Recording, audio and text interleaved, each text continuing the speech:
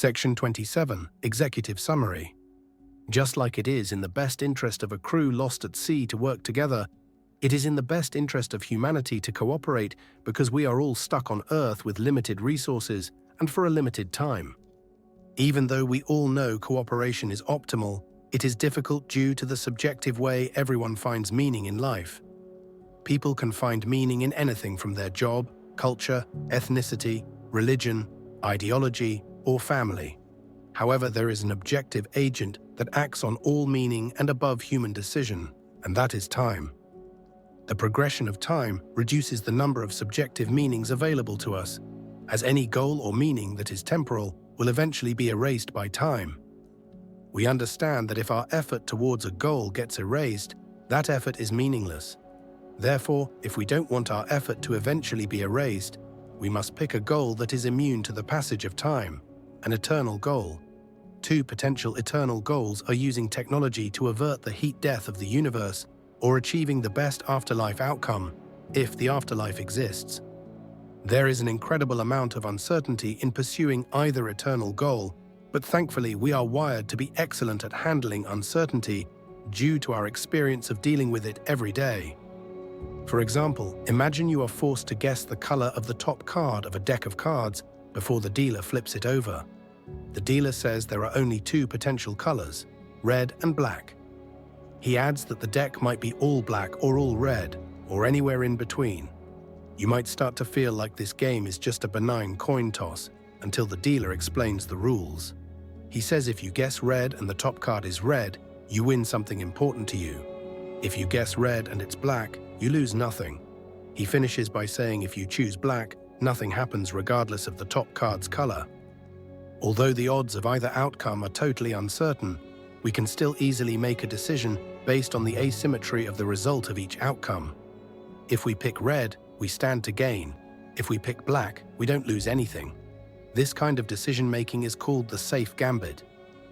In the case of using technology to avert the heat death of the universe, although it would essentially require defying the laws of physics as we currently understand them, to not attempt to do so guarantees the outcome of the erasure of all human effort. On the other hand, although it seems impossible, to try and defy entropy anyway is logical by the safe gambit, considering the reward is the eternal protection and final culmination of the collective effort of all sentient life. On the other hand, there is the alternative eternal goal of getting into the best possible afterlife outcome. The best outcome constitutes getting into an infinitely desirable afterlife, or avoiding an infinitely undesirable one, depending on which exists. Since the afterlife is inherently and uniquely unverifiable, as you must die to verify it exists or doesn't exist, we have to deal with the non-zero possibility that it does exist. We can deal with this possibility with the safe gambit, where we stand to gain infinitely by behaving as if the afterlife exists and stand to lose infinitely in the case of the existence of a negative afterlife outcome. This is different from Pascal's wager, which presumes the existence of the Christian afterlife. As many critics rightly point out, even if the logic behind Pascal's wager is accepted, it doesn't necessarily mean you must accept the Christian afterlife, only any mutually exclusive one. To be consistent, the safe gambit is only concerned with the possibility that something like the afterlife could exist. This doesn't necessarily require the traditional spiritual view of the afterlife. Only intellectual assent to the non-zero possibility that something happens after you die. It could be eternal, and it could have something to do with your time in life. Essentially, it makes logical sense to behave as if something like the afterlife could exist. Which afterlife and how significant these implications are, we will discuss later. Whether we choose the conquest of entropy or the pursuit of the best afterlife as an eternal goal, we can discount all temporal costs in pursuit of it because they will eventually become meaningless due to the passage of time. Of course, this doesn't mean temporal things aren't important, only that they can only be meaningful in the context of effort towards an eternal goal. This is because if our temporal efforts helped us achieve an eternal goal, they too share in eternal meaning. Since eternal goals take priority over all temporal ones, if we wish to protect our meaning, the question becomes which eternal goal is more important. If we are expected to behave as if something like the afterlife does exist, due to the safe gambit. Entering the best possible afterlife outcome is more important than defeating entropy for three primary reasons. Firstly, there is a serious asymmetry in the outcomes of either eternal goal. In the case of defeating entropy, the outcome is either infinitely positive or neutral, whereas the afterlife could be infinitely positive or infinitely negative. Secondly, the afterlife potentially offers a qualitatively different existence. If our reality is like a simulated test before the higher or real eternal reality, as some belief systems about the afterlife suggest, then prolonging it by defeating entropy robs us of access to a more meaningful existence. Thirdly, the afterlife has far more personal immediacy than the defeat of entropy. If we decide to devote our lives to the defeat of entropy, then even after we die, our effort was meaningful in that it pushed the needle forward to the ultimate victory of mankind. However, it seems very likely that we will never be able to personally experience that victory on account of us being dead. On the other hand, the potential implications of the existence of the afterlife are a far more prescient concern to every sentient creature up until the last days before the defeat of entropy. Acceptance of any one of these reasons would technically make entering the best afterlife more important than defeating entropy. Still, regardless of which eternal goal is most important, the other one should still be of secondary importance to us. This is permissible as the two goals don't typically interfere with each other, as one deals primarily with ethics and the other with technological progress, so it is possible to pursue both to some degree and hedge our bet.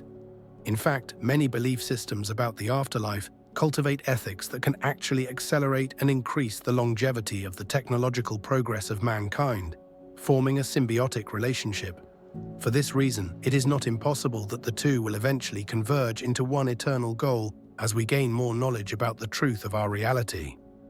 Of course, the exact practical integration of seeking the best afterlife outcome and the conquest of entropy depends heavily on which belief system of the afterlife we choose to adopt. If getting into the best possible afterlife outcome is the most meaningful thing we can do, this choice has serious implications for our meaning. Handling these implications is very difficult thanks to the unfortunate reality that there are hundreds of different mutually exclusive claims about the afterlife, all with equally zealous believers. Because of this, we need to rationally deduce which claims are most credible. As a baseline, if we consider that no human can be credible about the afterlife on their own merit because they haven't died, only humans who have received credible information from sources knowledgeable about the afterlife are worth considering, typically referred to as divine inspiration. This is still problematic as anyone can falsely or mistakenly claim to be divinely inspired. In fact, we must assume many people do, as most claims of divine inspiration contradict other claims of divine inspiration. To deduce credibility further, we can look at what miracles validate or authenticate the claim to divine inspiration, rationally examining them as claims with varying degrees of evidence. After all, while anyone can claim to have experienced a miracle, not everyone can produce evidence for a miracle. This asymmetry of evidence for miracles does allow us to comparatively evaluate different belief systems, just like we would evaluate any other mutually exclusive claim to credibility, using an intuitive mechanism called the optimal gambit. To demonstrate the optimal gambit, suppose you had a dozen doctors offering you mutually exclusive diagnoses and cures. It would be wise to trust the doctor who is the most credible, or has the most evidence to support what he or she claims is true. The key insight from the optimal gambit is that you can still decide on a single doctor from the dozen, even if you think he is only marginally more credible than all the other doctors.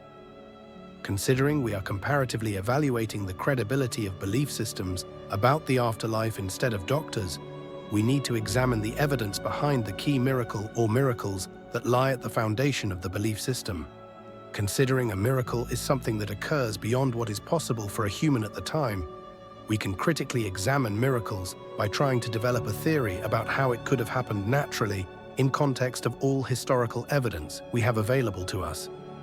The harder it is to explain away a miracle naturalistically, the more likely it actually might have occurred, and the more credible the belief system. The belief system that seems the most credible is our solution to the optimal gambit.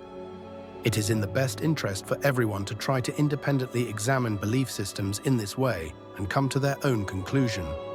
Whatever one picks does not have to be their final answer, but can be continually informed by a lifelong pursuit of truth and greater meaning by rational inquiry.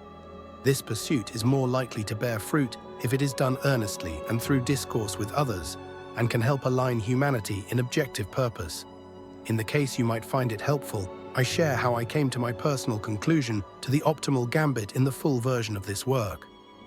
Ultimately, the challenges we face in finding lasting meaning and purpose are immense, and so I expect this work to evolve over time to try and match them. In the case that you don't agree with any of the points mentioned in this summary, I encourage you to read the full free work or consider emailing me at the address in the description. At minimum, I ask that you consider sharing any feedback about this unified pursuit of truth and lasting meaning, and hope you found it worth reading and thought-provoking. Regardless, we must each navigate these uncertain waters, charting our own course, but I believe we are far more likely to reach meaningful destinations together than we are alone.